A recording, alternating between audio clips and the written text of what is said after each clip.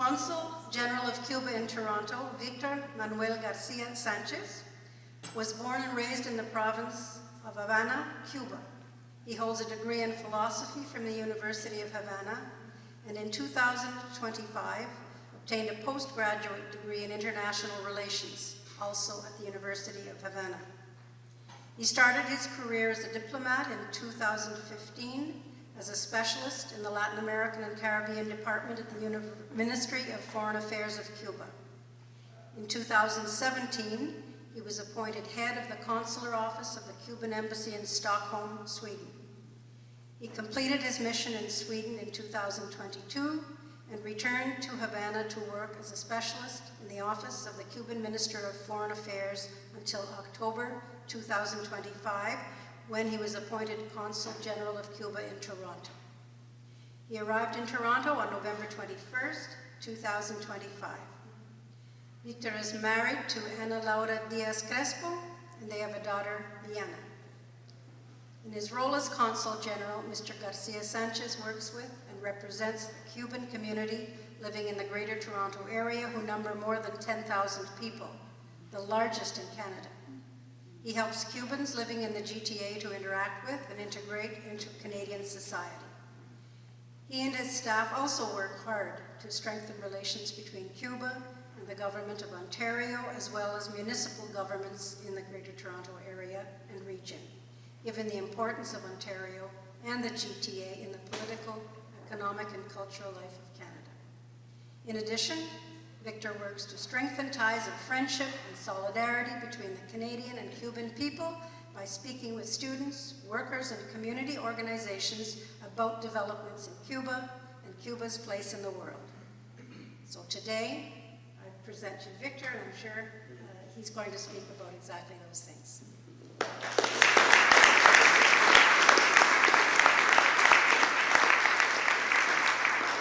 Good afternoon, everyone. Thank you, Margaret, for this presentation. It seems I have been here more than 6 months. I arrived, as you say, in November last year. So I didn't bring a formal speech or political speech, because I think that when you read something, you have some limitation. What are you feeling from the audience? So I want to share with you information, of course, update about the situation in Cuba, but also I'm here to hear from you if you have any question at the end. We'll be very glad to answer. Even it's not from this podium, personally also I have the time to share with you. But I feel very honored, of course, to be here in Windsor. It's my first time. After Toronto, I only was in Ottawa, so I have a lot of work to do here in Ontario. Of course, it's the most important, I think, province here in Canada, and I feel very proud to be here and to share with you and to talk with you today, because I feel a lot of proud to meet wonderful people every day here in Canada that love Cuba, that respect Cuba, and right now they are helping Cuba in this hard moment. So thank you, all of you, for this. First of all, on the other hand, maybe I want to highlight or to start with some background about why we are on this moment in Cuba. Maybe people wonder how Cuba is in this point right now. And I remember many of you have been in Cuba for many times, and you met Cuba very well, maybe more than me. Exactly. But I think that it's important to talk a little about the Cuban history, because we have a beautiful history in our country. So before the 1959, many brave persons, many important leaders tried to find and to fight for an independence, independence country. And this is very important, because right now we are in the same problem, no? To protect and to defend the independence and the sovereignty, because we cannot take independence without sovereignty. Maybe some people confuse this, because maybe some people say you have a constitution, you have election, but some countries have sovereignty, some countries have constitution, election, apparently have sovereignty, but I think that if you constantly as forced to do things, if you don't have the rights or the moment or the opportunity to decide that your country need to do to move forward and to take care of people, and you need that someone or something or some entity or some companies demands that you need to do, you don't have sovereignty. So that is something that the Cuban Revolution understand, and Fidel was very important, which is the leadership of Fidel Castro Ruz was very important to fulfill and to do that, no? Because they understand, they had a dream that Cuba needs sovereignty and independence at the same time. And they saw many problems in the society that will be solved in some way. No? The basic problem that the society need to take care, the food, is guaranteed to have food for people, houses for people, health care, education, and of course, this is the most important principle that Fidel and the other leadership built during the process of the Cuban, or have built during the process of the Cuban Revolution. So, and this is something that Fidel say, well, I understand this, but I need that the people also join to me and share with me these dreams and this concept and this principle. And this is a huge task that he started at the beginning of the revolution to talk with the people, to consult people, to talk with people, to say, to understand, to give the people the opportunity to choose their own destiny.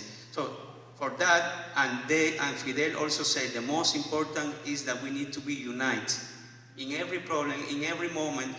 For hard that moment was, we need to be united. No one can the decision or the right to destroy our unity.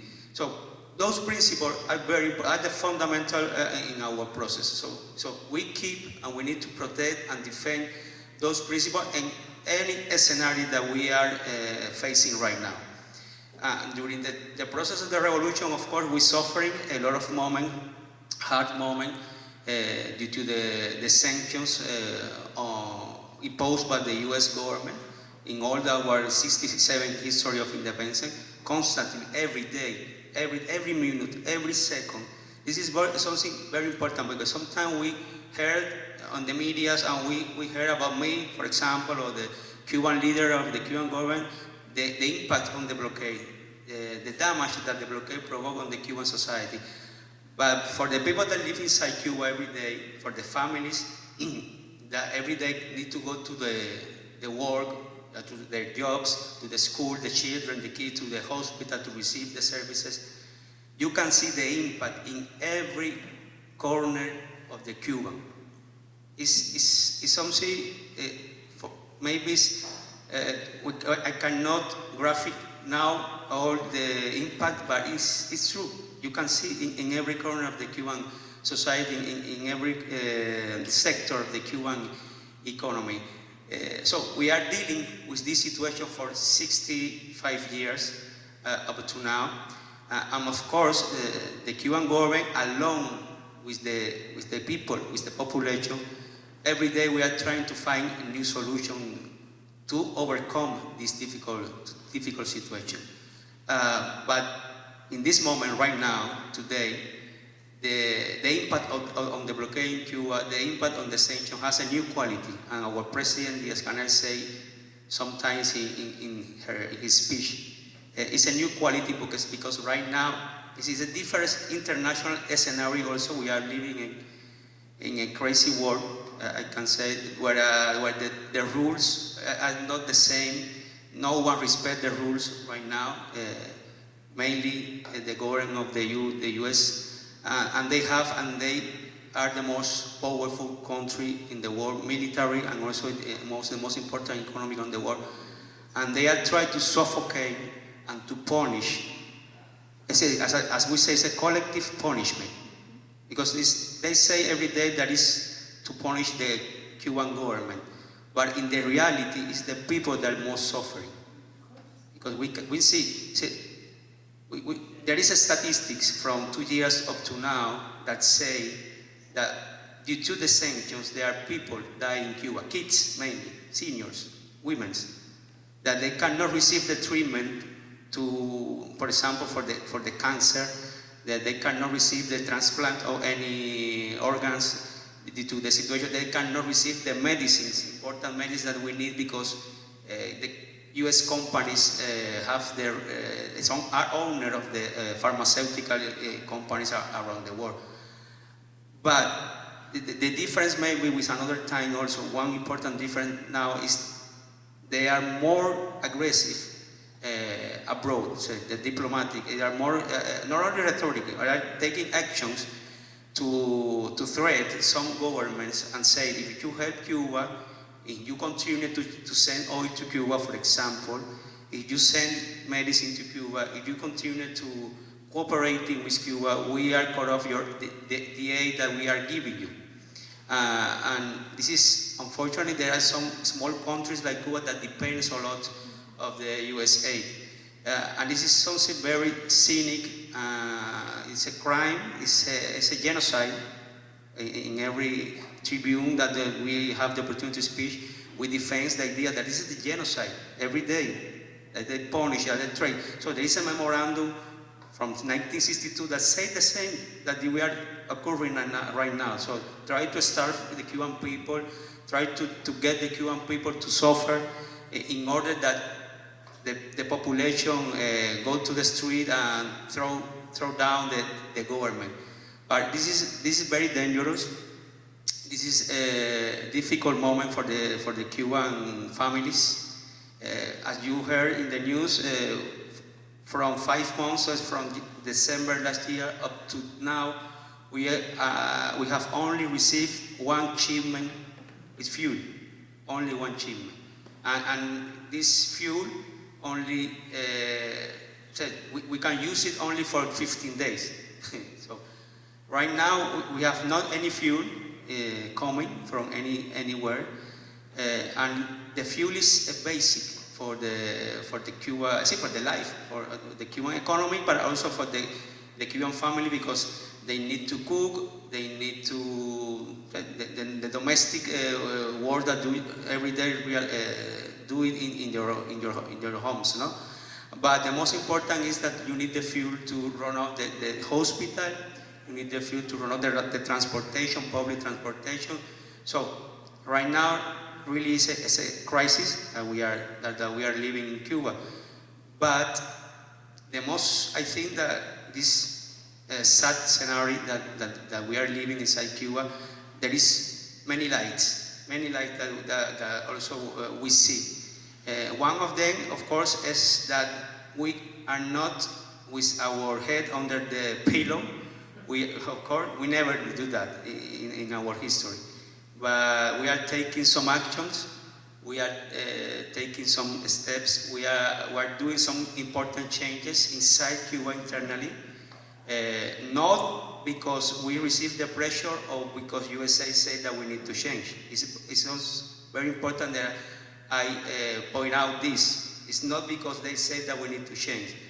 It's because we understand that we are in the right moment to do these changes. Because we talk with the people on the street, we consult people, and people support the Cuban government in this process. So we are taking some actions.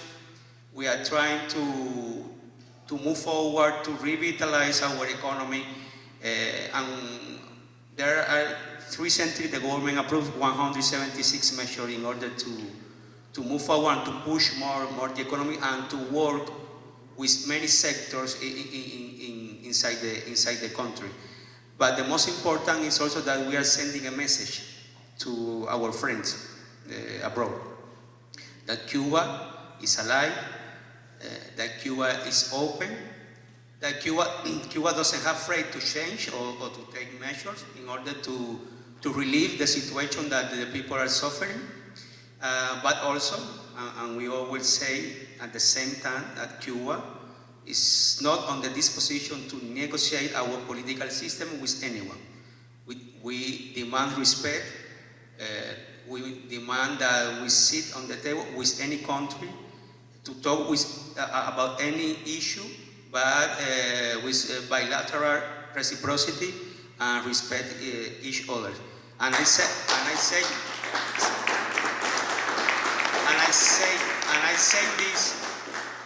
this because also I think that you heard that we opened a channel of conversation with the U.S. government maybe 2 months ago, 3 months ago.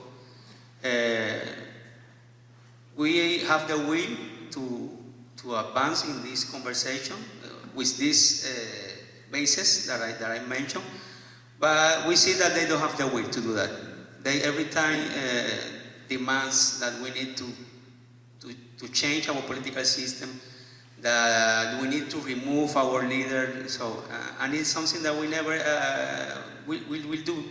We never are going to do this because we have a strong democratic system. And Fidel also say, and this is something that the Cuban Revolution maybe is trying to defend in every scenario that we can. There is no an only way to build a political system. There is an only way to defend the democracy. So we have our own way due to our history, our background, and we have the support of millions of Cuban people. You could see in the last parade on May 1st, 6 million of people go to the street to march in defense of the Cuban Revolution. And some crazy people say that it was enforced. It's impossible to force 6 million people. But every time we hear this about the medias, and the medias has, unfortunately, a lot of influence on the people, no? On the people. And this is something that also the revolutionary and also the people with the good heart need to maybe change and to try. It's very difficult because they have a lot of money and they support politicians. This is taken back between the politician and the politics and the medias, no? But we have also alternative media that we can use to speak with the truth, to show the people that there is different ways to live, to build a better world, to be together, to create bonds, solidarity, and to share the important values. And I think with all the humble and the honesty that characterized the Cuban Revolution for many years, that Cuba has an important role in this world in that sense. Maybe not in the economic field because we have undeveloped country, but we have the capacity and the capability to join other peoples around the world in this fight. So I think that at the end of this speech, I want to highlight the connection between Canada and Cuba. And the people in Canada, mainly the people in Canada and the people of Cuba. For me, have been a big surprise, but a wonderful surprise. See how deep is the connection in between both countries, no? Not the governmental level. We have good relationship, bilateral relationship with the Canadian government for 81 years. We established a bilateral relationship without interruption, without any gaps. I think that is Mexico and Canada is the only both two countries in the world that have this kind of relationship with Cuba. But I want to highlight the connection with the people because since I arrived, I received a lot of support and messages and love from the Canadian people, not only the solidarity groups or movement, from individual people on the street, in every place that I walk, that I have the opportunity to go and to talk with any regular people on the street. Cuba, yes, of course, the beautiful country, good people. I have been here, there, more than 20 times, 30 times, more than 100 times, some people. So it's amazing. It's amazing. So I think that our countries and our people deserve in this moment protect and defend this connection. Even if we are seeing that in some point, some representative or official people in Canada has taken the decision that we are not seeing with good eyes, no? But I think that we need to protect our bonds and our links on the people-to-people level. And you have all the rights, I think, to demand this and to ask your official representative that you are worried about Cuba, that you don't want any military intervention in Cuba, because this is also a thing that we need to highlight. It's different. Some years ago, quality different about the sanctions. Every day, the U.S. government said that Cuba is next, that we are ready to take Cuba. The easily way they say. I think that they are so far of the truth in that sense.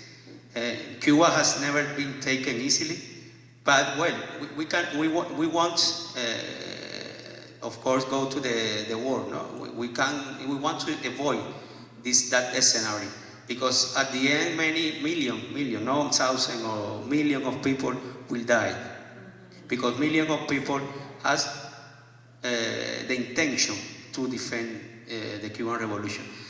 But as Canadian citizen, I suggest, and this is advice, that you have the right and the opportunity to say, we don't want that Cuba is going to take by the US. We don't want a military intervention. We don't want that the Cuban people die. And this is something that maybe you can push on the union level, maybe in the other solidarity movement group, the students also. I received a lot of messages from the university here in Toronto that they are with Cuba, they travel to Cuba also with their family, but also we have programs and cooperation with university from here in Canada and the university in Cuba, in different parts of Cuba, not only in Havana. So there are a lot of students that also support the Cuban cause and the Cuban Revolution, and they love Cuba. And the other thing I think that also we need to defend is the traditional position that Canada for many years have been taking related with the US blockade. So this is something that we need to keep our fight, we need to keep our energy in this, because also there are a lot of pressure from the government, from the US on the government of the world to change the vote in this next election, in this next resolution, sorry, in the UN. So we need to also take a look of this. But so my friends, because I consider all people here are friends of Cuba, I will be here for years more. I hope that I can work together with you. I hope that the next time that we see you, Cuba has in a different moment, at a better moment. But I am sure that in any moment that Cuba will be, you are with us, that you support Cuba, that you defend Cuba. For that, thank you so much, and I appreciate all the effort and all the energy that you put to help my country. So thank you so much. And I see you next time. Thank you.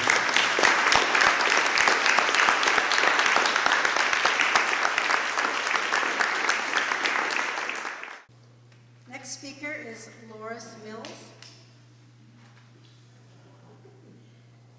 Loris was born in Jamaica, and in 1961 emigrated to Canada and worked at the Sick Children's Hospital in Toronto for 7 years as a medical technologist. After earning a bachelor's degree in microbiology from Howard University in Washington, D.C., she moved to Windsor and served as supervisor of the Ontario Public Health Laboratory from 1975 to 1997.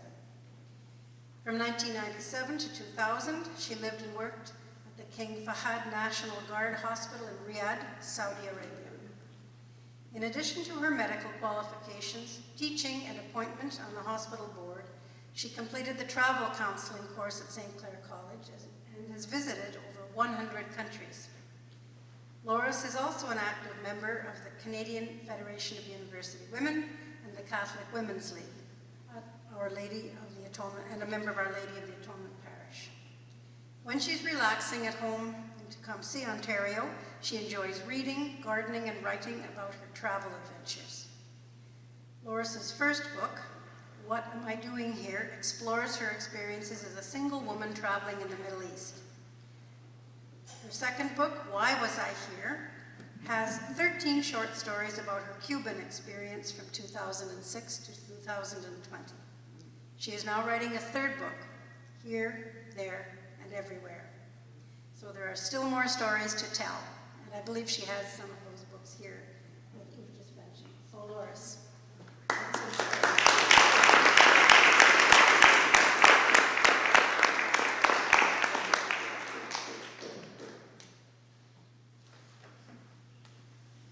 Good afternoon, everyone.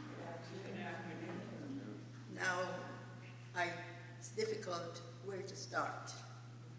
I have been to Cuba so many times, 14 times. The last time, I hope it's not the last, was this year, 2026, February. Now, I will start by saying, I love Cuba.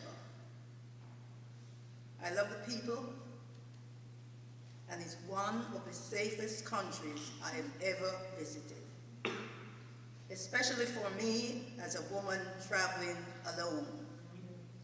I usually stay a month or two in Cuba. I have been told that only the police and soldiers carry guns, and the bullets are counted in the morning and in the evening. In Varadero, no one sleeps on the street. In 2026, my last visit, my 14th visit, I've never been harassed or molested. The fruits and vegetables are similar to the ones I'm accustomed to growing up in Jamaica, and the locally grown ones are free of chemicals. Cuba reminds me of my childhood in Jamaica. It feels like my second home. Now, Victor didn't mention how Cuba was before the revolution, but I'd like to, some people might already know. But before the revolution in 1959, Cuba was America's playground. Yes. A hotspot for American tourists, the mafia, organized crime, gambling, casinos, and prostitution. Havana was ranked among the world's most expensive city in the 50s. The highest number of Cadillacs per capita in the world in the 50s. They're still running those Cadillacs, yes. They're kept in perfect condition. Yet, in the 50s, the rural area was in despair while the city thrived. Countryside faced poverty and malnutrition, a lack of access to basic health care and education. And now you know, in Cuba, education is free from cradle to grave, and so is health care. Profound illegal and inequality among racial groups and the poor in the 50s, similar to what was happening in the United States in the 50s. American corporations heavily dominated the economy, controlling sugar production, the utility, and creating strong reliance on the US market. They were dependent. Then the country was ruled by a brutal dictator, Batista. Now Castro decided, with Che Guevara and others, to have the revolution, which made everybody have equal education, they have food, they have health care. In those days, visitors to Cuba were the Hollywood people like Errol Flynn, Frank Sinatra, and of course Al Capone had his house in Varadero. My husband and I, we went there. It's now a restaurant, a famous restaurant. So the people, Cuban people, are one of the most friendly I've ever met. Some of the best meals I've had is in Cubans' home. I remember this big pork chops, the best I've ever tasted, and I don't think I'll have it anywhere else. We met friends. We would gather on it's a big almond tree, which had maybe 4 or 5 tables, and Carlucho and his dog Lulu, and other young people, Katrina, Johnny, they would pass by. Chuck, my husband and I, and of course Carlucho, we were the elders. And young ones would come by, riding on their bicycles. And what I noticed is that each time they would greet each other with a kiss on both cheeks. But there was one lady I remember. She was of Japanese descent, and that's how she would greet people, instead of both cheeks. At the hotel, everyone is friendly. I remember the days like in Jamaica when people would meet and say, good morning, good evening. In Cuba, it's hola, hola. The people are educated, and not only educated, they're disciplined. I've never, in the 14th visit, I've never seen anyone fight or argue. Even the animals. I saw cats, honestly, I saw cats in a big flower pot, 3 of them hugging each other. You gave food to 5 cats, and they eat without fighting. That's discipline. So, that's some of the reasons why I love Cuba. Now I'm going to turn it over to Niki Carlan, who's the chair of the legislative committee of the Canadian Federation of University Women in Ontario, and one of the organizers of this meeting. Niki.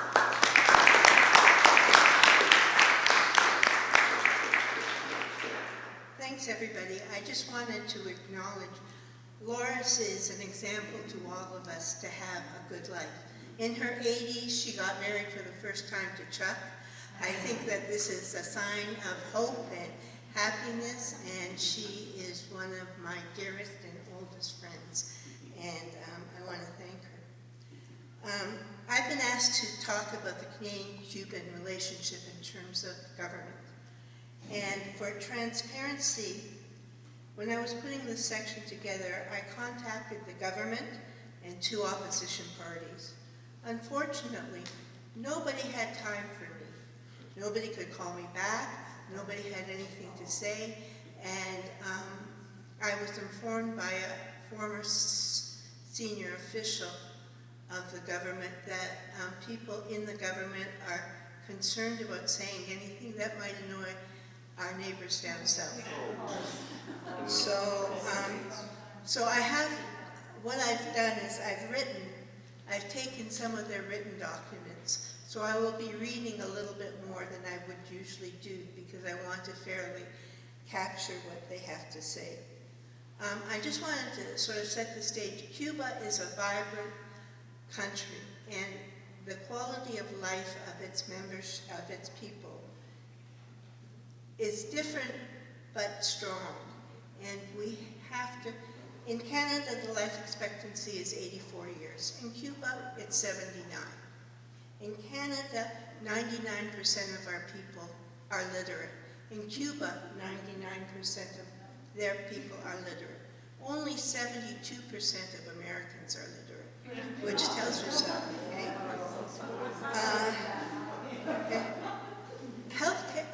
University in Cuba is free.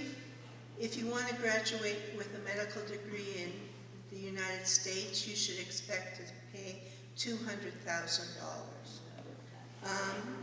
I think all of these statistics just show us that you can have a good, healthy, happy life, and it doesn't have to be the American way of life. And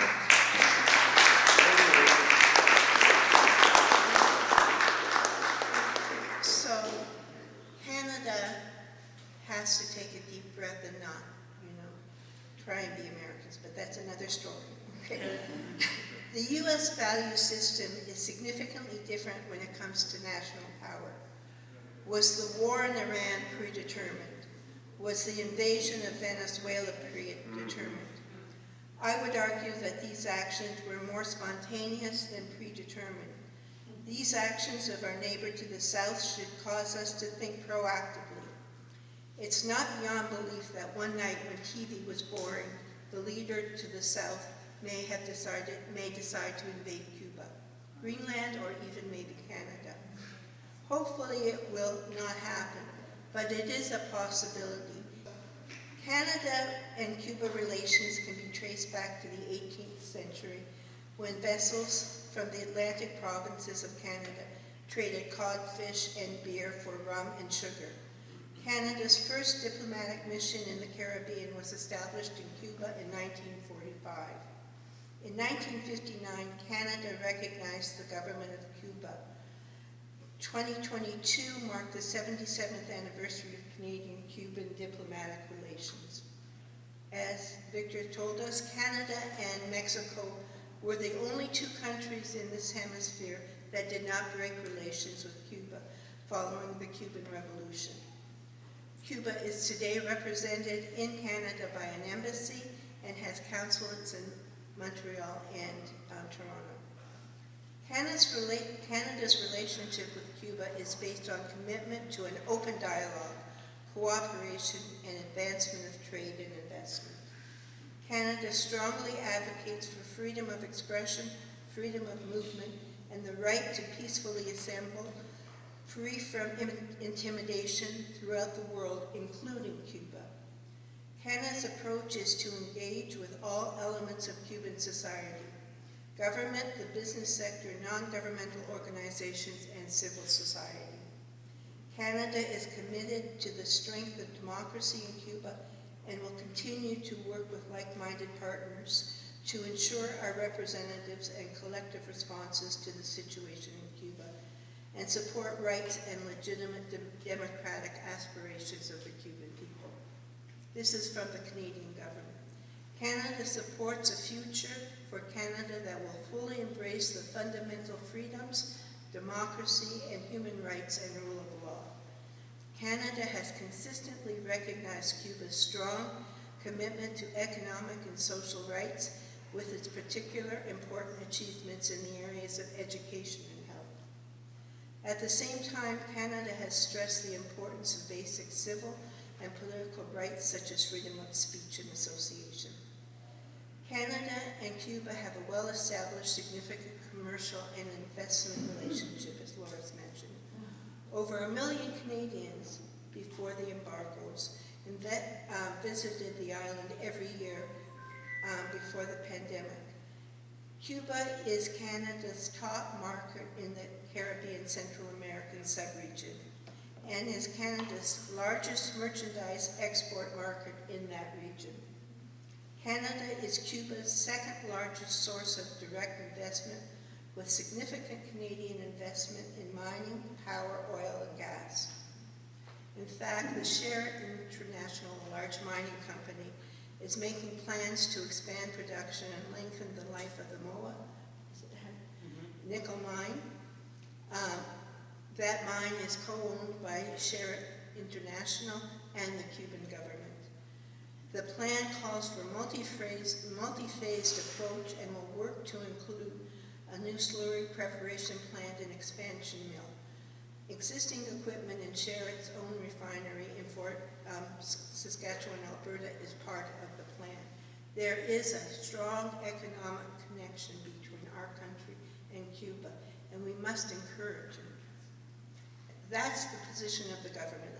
And now I have three comments from the government. The party in power has taken certain positions on Cuba, which I think we should support. I don't think it's enough, but I think we should acknowledge it. On April 17th of 2026, because of the humanitarian crisis in Cuba, Global Affairs Canada issued the following statement. Cuba is facing a deepening humanitarian crisis marked by repeated national power grid failures, prolonged blackouts that last many hours across the island, and acute fuel shortages. The ongoing economic and energy crisis has severely disrupted access to food, clean water, and health. Today, the Honorable Anita Anand, Minister of Foreign Affairs, announced an additional $5.5 million in international assistance. $5.5 million.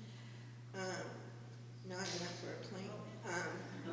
To respond directly to the urgent need of the vulnerable Cubans.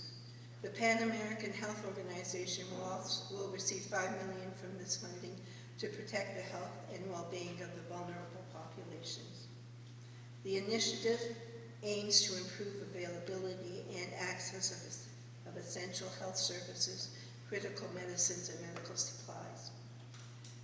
The program to provide food assistance and support of essential logistics and fuels will also be expanded by another $3 million.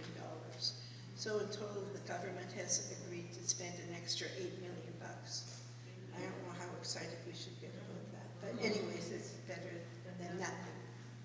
And so that's the position of the Liberal government. The leader of the opposition takes a completely different position. Poliver, I always mispronounce it, but anyways, rejected the idea of sending free oil to Cuba. Specifically, he said, our oil is for sale on the international market. We expect to be paid for it. We're not giving it to any communists. So that's the position of the opposition leader in the country, in our country. And that's about as much as I could find about what he had to say about Cuba. Thank you very much. The NDP position, which is also the position of the the party,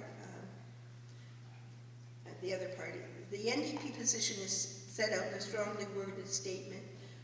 Abby Lewis, the leader, said that the U.S. administration seeks to dominate the hemisphere with brute force and naked impunity. He called on the Canadian government to break its silence and act. They have not done that.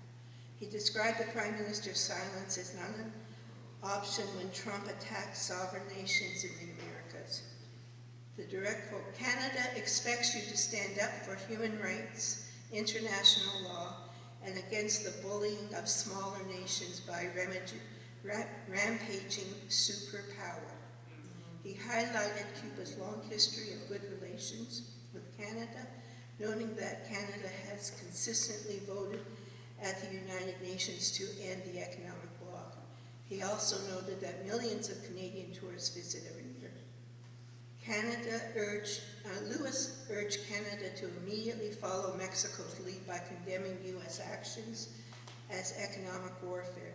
He further advocated for Canada to step up with direct humanitarian assistance to Cuba. That's his position. I also wanted to share with you a statement from the Canadian Labour Council. They just passed a resolution in support of solidarity with Cuba. Their resolution reads as follows. The people of Canada and Cuba share a special bond. 1 million Canadians visit Cuba annually. Canada is Cuba's second largest trading partner, and our countries have an 80-year history of unbroken ties. The Trump regime is using economic coercion against both Canada and Cuba. In Cuba, the U.S. blockade of oil has severely impacted everyday life. Power blackouts across the country affect all aspects of the economy, healthcare, public transportation, education, and access to food. It is a humanitarian crisis that cries out for global solidarity. The Congress, the CLC, will engage with Prime Minister Mark Carney and members of Parliament to demand Canada take action to support the people of Cuba by dramatically increasing humanitarian aid and making diplomatic efforts with other countries to end the U.S. blockade on oil. The CLC calls on all affiliates to undertake solidarity campaigns with unions in Cuba. So that's the position of the CLC.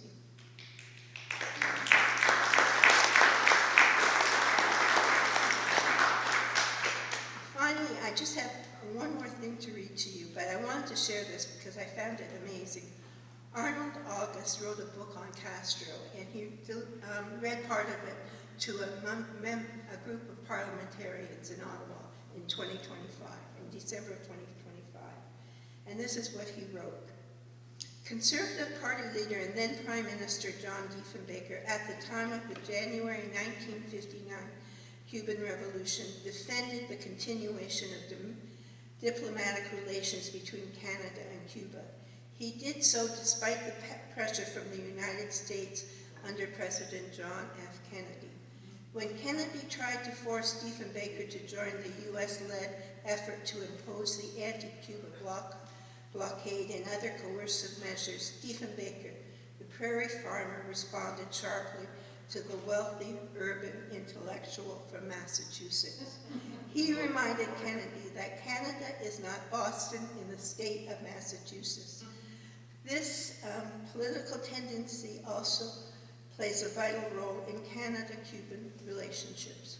So what was still continues, and we need to continue this fight to maintain our national independence, our pride, and our decision to help the people around the world that should not be abused by orange bullies.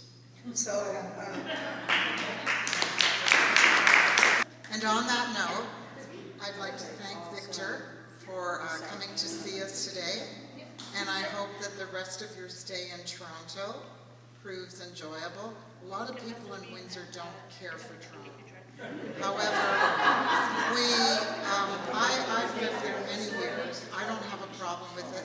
And secondly, people here don't go to Detroit anymore either, which causes a problem for the communication aspect of things. But I'd like to say a line from that famous song about Canada and Cuba.